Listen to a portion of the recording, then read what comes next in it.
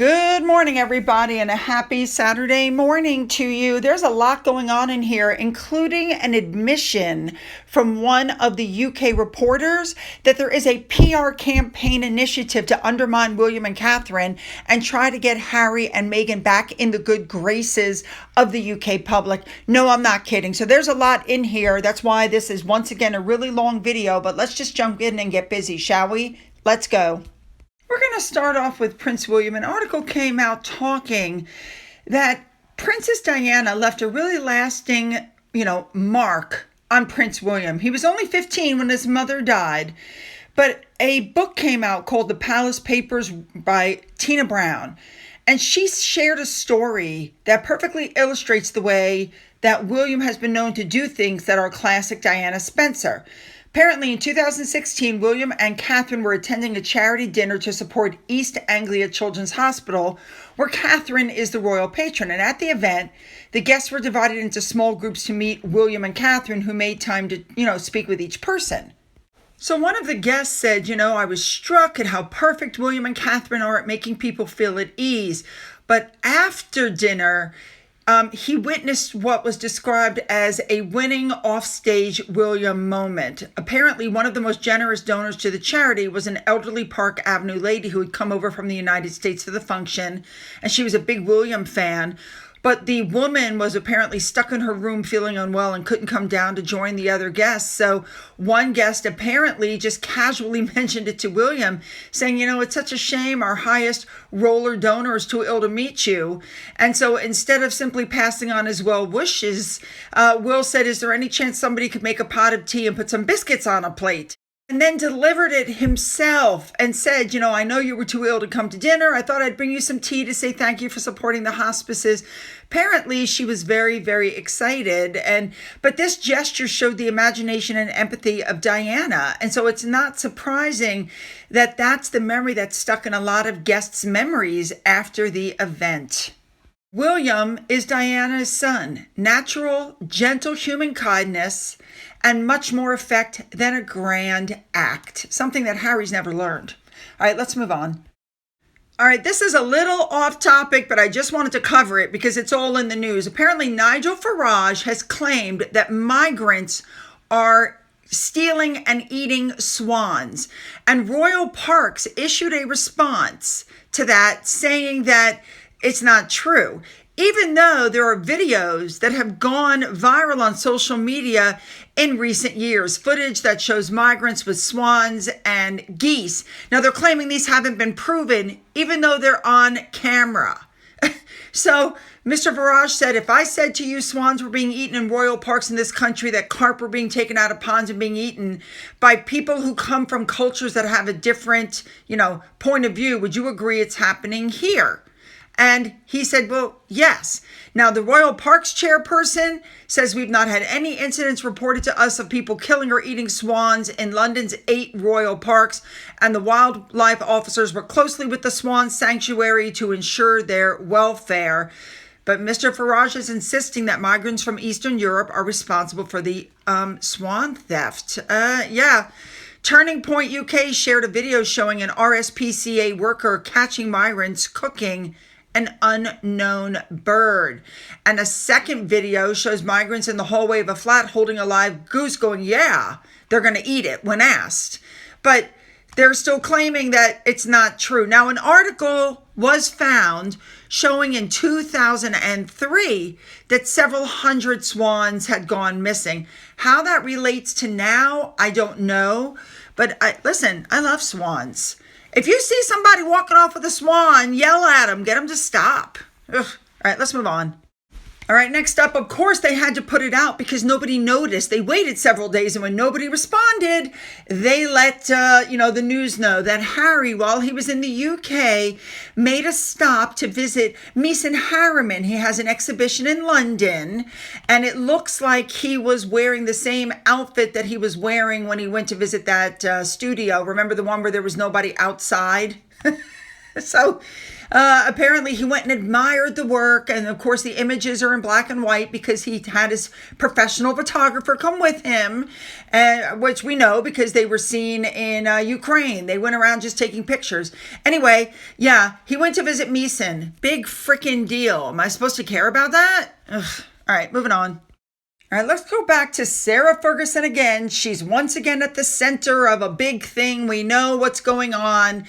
And now everything she's done in the past is now coming back up again. Because you know what they say, the internet is forever. We remember that she married Andrew in 1986 at Westminster Abbey. And then, of course, Beatrice was born 2 years later, and then Eugenie in 1990. But we also know that Andrew's naval career kept him overseas. And so Sarah felt isolated.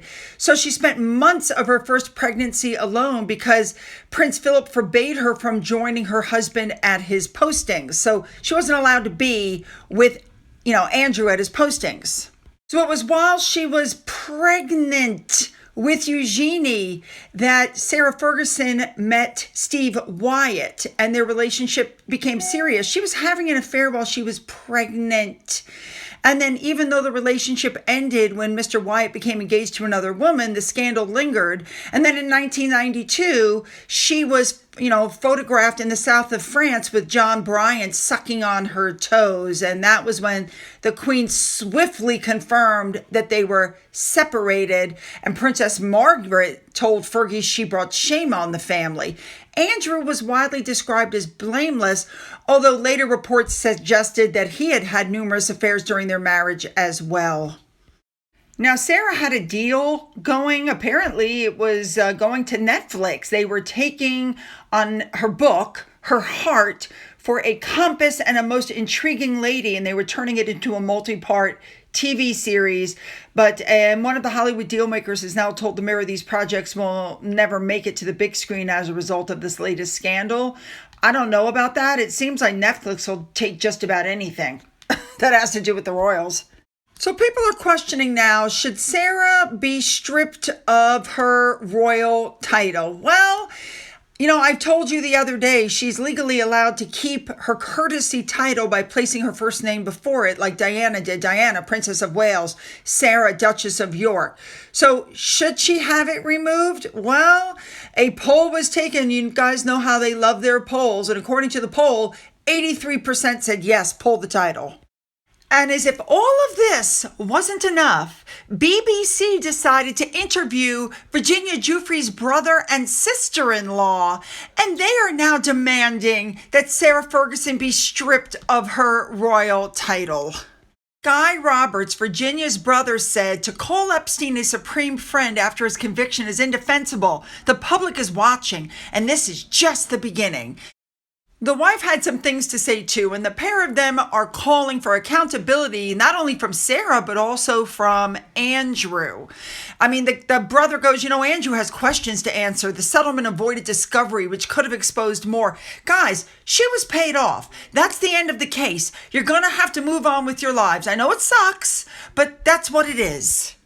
Now, of course, we know that there's calls to remove everybody from the website, including Harry and Meghan, and another poll was done.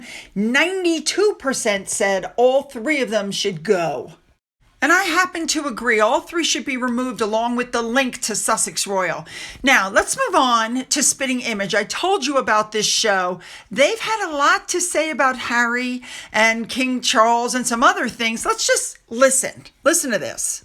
Sprates. My family had to flee Britain because the intrusive UK media weren't paying as much as the intrusive US media. But then there's more. Harry, you're such a moderate achiever. How do you stay at the top of the middle of your game? Well, Pads, an early start's important, so my butler Perkins gets up at 5 a.m. and does a 10k for me. Then when he gets in, he wakes me up and Googles to see if I'm still fifth in line to the throne. Fifth in line? Yeah, if Kate and Wills have any more kids, I'll move down another notch. Nutrition is important, so Perkins makes me a bacon sandwich in case Megs has made another one of her rank smoothies. Wow, Harry, people don't know how tough you got it. Then it's a session with my accountability coach. I think it's important to be honest and transparent. I haven't told Megs about it yet. What about the kids? They need to be washed, fed, read to. Yeah, it's a lot for Perkins to do, and he briefs them daily on what we're up to. What about television? Do you have a Netflix account? Yeah, it's got about $9 million in it. Mamalado. Then, of course, they covered the reunion of King Charles and Harry. And I think this is probably a spot on. I think this is spot on. All right, listen to this. Yeah, well, I saw my father, the other king, this week after the longest time. Caramba! How did it go, Harry? It was mega. We spent almost 50 minutes together and didn't know where to start.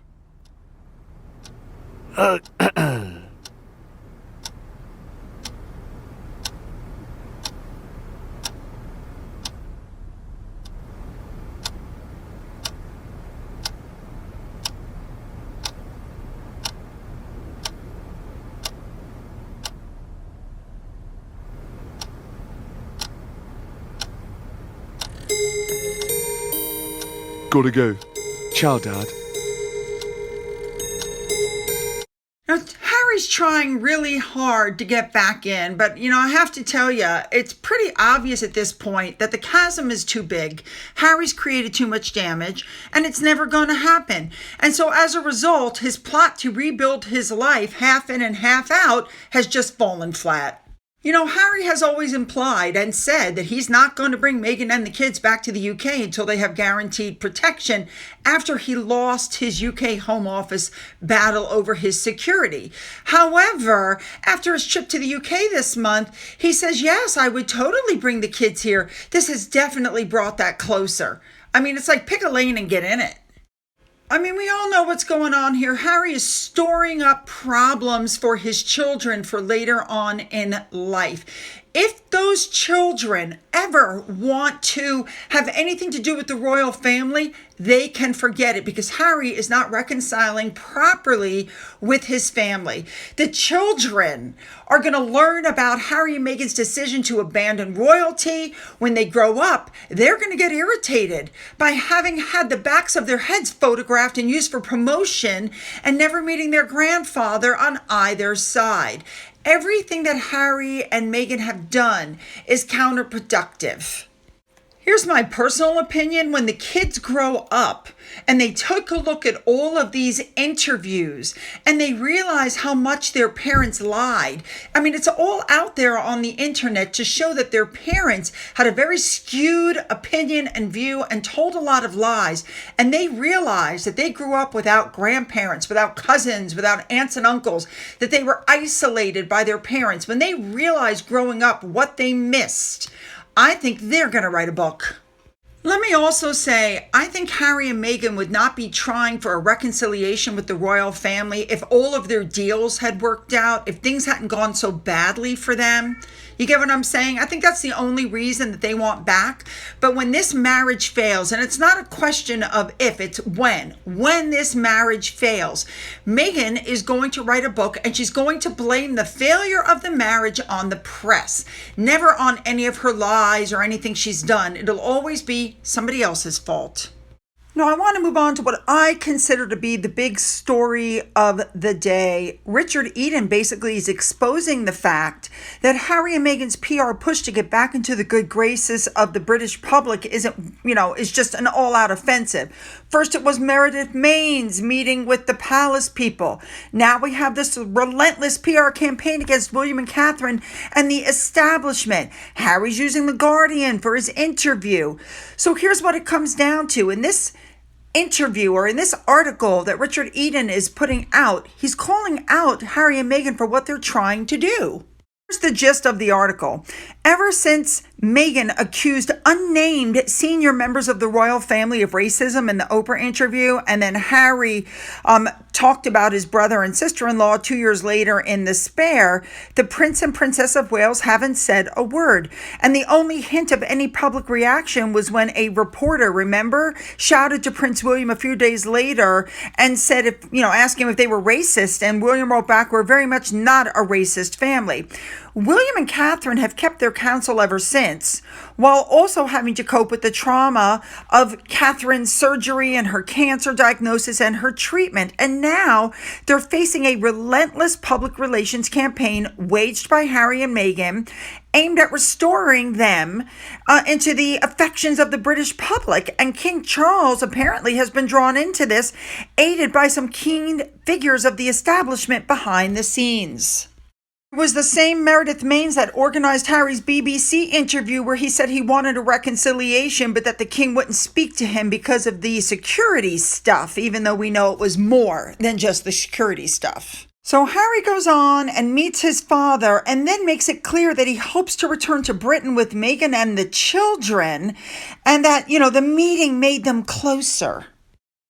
Harry proceeded to tell his friends he wants his children to be educated in Britain, and he hopes that by the time his children are of age to attend school, he and Meghan will be spending more time in Britain, possibly living in a royal residence if relations with the king continue to improve. Well, we know what happened. Buckingham Palace sources came right out and made it clear that there was no half in, half out. And Harry and Meghan know this, but what they want is friendly relations with the king and to be in a position to move between Britain and the States regularly with no fears for their security. It's being pointed out that the king is in danger of forcing William into a very uncomfortable corner, because if he allows this plot of Harry's to succeed, Harry and Meghan will be back in Britain, undermining William and Catherine without ever having apologized for his appalling behavior. So the king needs to put his foot down and make it, well known what's really going on. But I'm glad that Richard Eden is a big enough guy to come out and say, yes, there's a coordinated attack. Yes, it's coming from Harry and Meghan. I think a perfect example of this was put on Twitter by Charles's voicemail, pointing out that there are phrases and quotes and things that try to make you believe this is all true. And here's just a few examples. Insiders claim, it emerged, it is said, Harry is said to, a security source said. You get it? Yeah.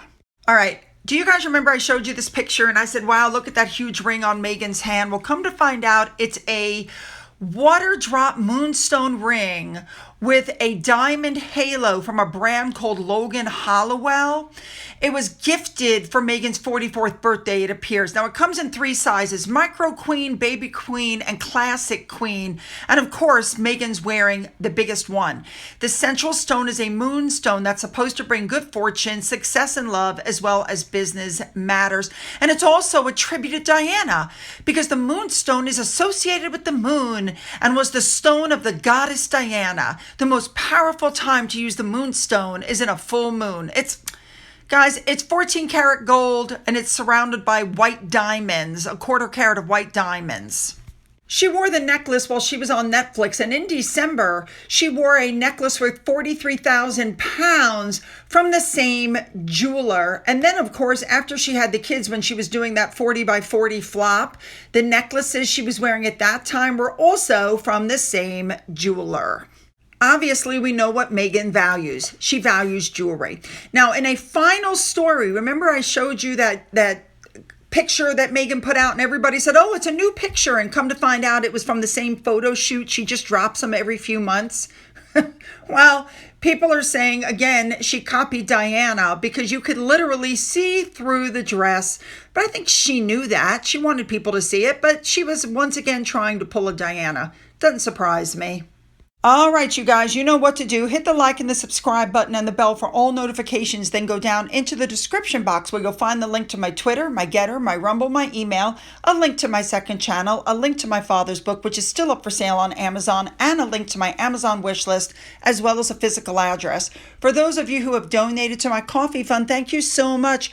And as always, you guys, have a great day.